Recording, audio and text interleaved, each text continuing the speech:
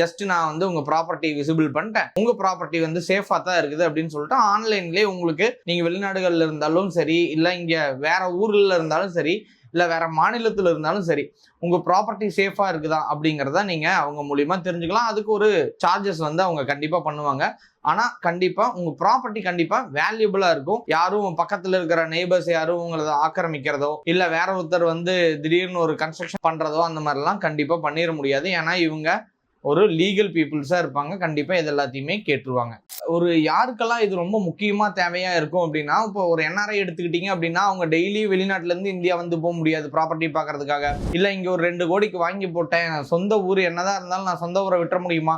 அங்கிருந்து ஒரு நாள் நான் இங்க வந்து செட்டில் ஆகணும் அப்படின்னா எனக்கு ஒரு தேவை இருக்கு. ஸோ என்னோட அடுத்த ஜென்ரேஷன் நான் இங்க தான் ஹேண்டில் பண்ணலான்னு இருக்கேன். ஸோ அவங்களுக்கு நான் இப்பவே வாங்கி போட்டுறேன் அப்படின்னா எல்லாத்துக்குமே இந்த ப்ராப்பர்ட்டி அப்படிங்கறது தேவை. மெயின்டைன் பண்ணணும் அப்படின்னு நினைச்சா நம்ம ஒரு ரிலேஷனை கொடுத்தோம் அப்படின்னா அவங்க ரிலேஷன் சரியா பாத்துக்குவாங்களா என்னன்னு தெரியாது. இன்னொன்னு